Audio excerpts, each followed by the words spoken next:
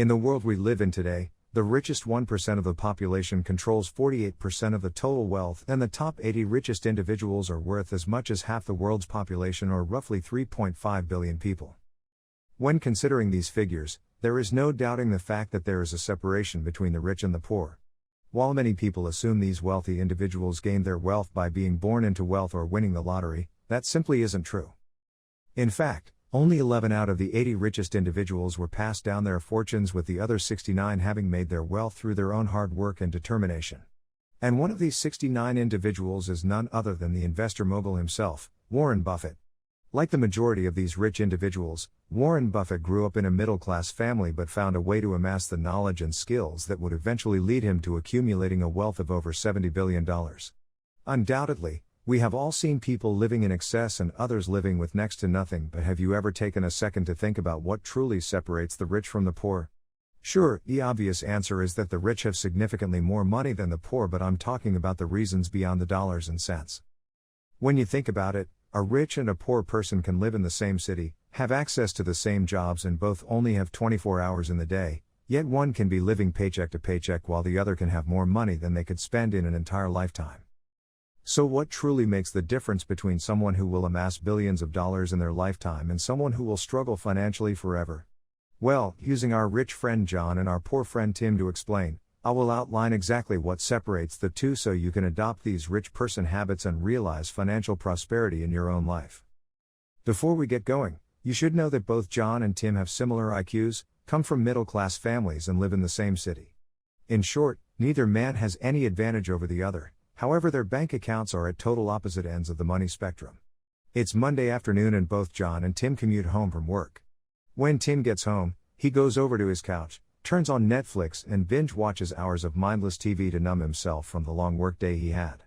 While Tim's boss recommended that he should read more book in order to increase his chances of getting promoted this year, Tim can't be bothered to read, especially now that a new season of his favorite show has come out. When John arrives home, he immediately logs into his computer to start studying. Hours pass as John reviews his notes for his upcoming exam. While John already has a master's degree and multiple designations, he continues to put in a few hours every night to work towards another accreditation which will help him scale the corporate ladder faster. In fact, John recently learned that one of his idols, Dan Lok, invests over $500,000 a year into continuous learning. John figures that if millionaires are investing that much time and money into learning new things, then he should definitely do the same. Therefore, difference number one between the rich and the poor is that the rich never stop learning.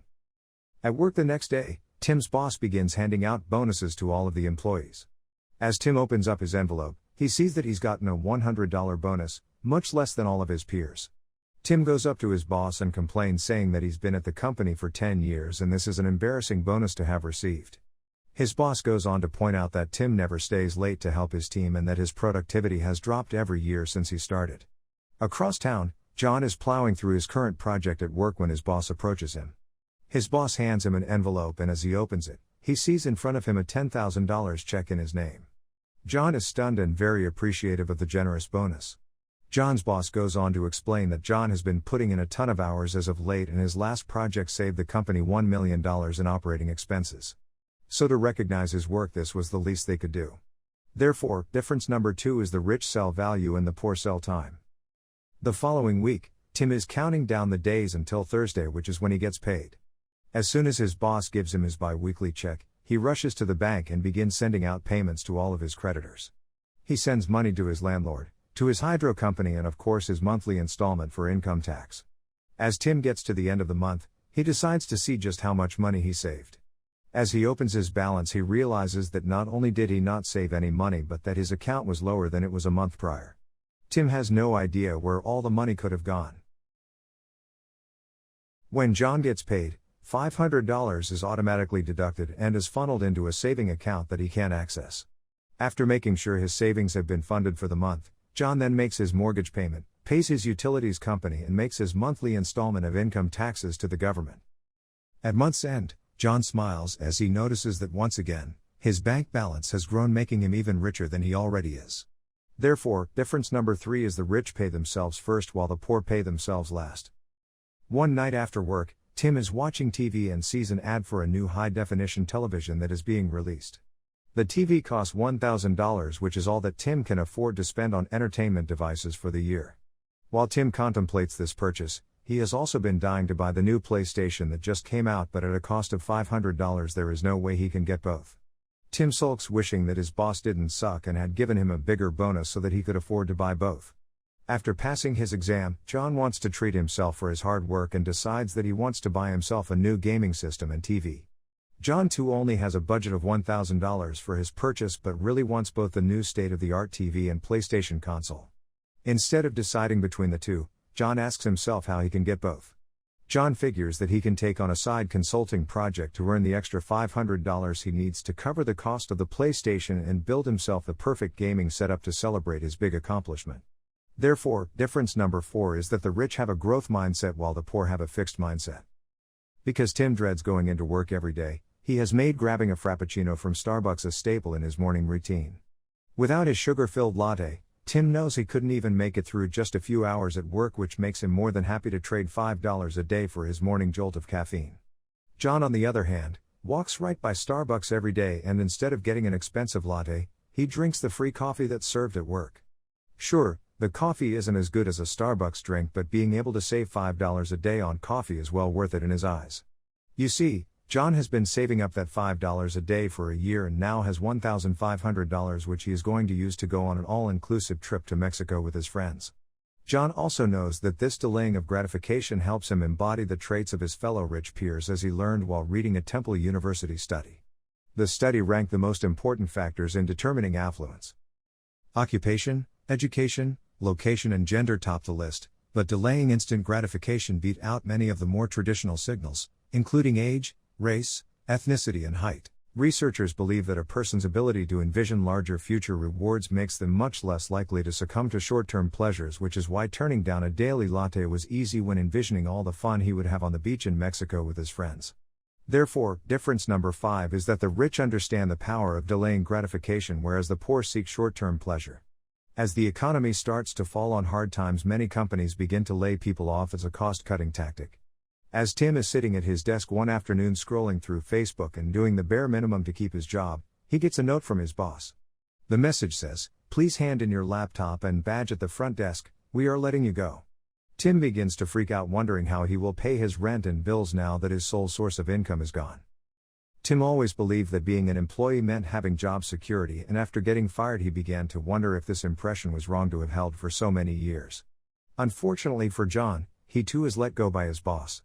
In an exit interview, John's boss talks for an hour about how great of a worker he is and how he had let go of all other employees before finally letting John go. John graciously accepted his fate and thanked his boss for the opportunity and reassured him that he would be fine financially. You see, John knew that no job is secure, which is why as soon as he entered the workforce he began building an online business and contributed to a dividend stock portfolio, which are now established enough to keep him afloat until he finds another job. Therefore, difference number 6 is that the rich build several streams of income while the poor rely on only one. About a week after getting let go, Tim is at home moping with his other loser friends about how much the economy sucks and how it will be nearly impossible to find another job. They go on about how unfair life has been to them and how they would be rich if they had gotten the same lucky breaks as others. The evening after getting let go, John invites his close friends over to his house for dinner.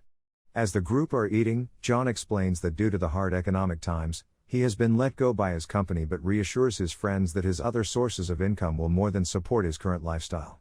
One friend excitedly says that this is the perfect time for John to join his construction company and offers him an executive position. Another friend chimes in and asks John if he wants to start a consulting company with her, as the two have worked so well together in the past and could become one of the leading firms in the city in no time. Therefore, difference number 7 is that the rich surround themselves with other rich people, whereas the poor surround themselves with other broke individuals. To summarize, the differences that separate the rich from the poor is that the rich never stop learning. They sell value, not time.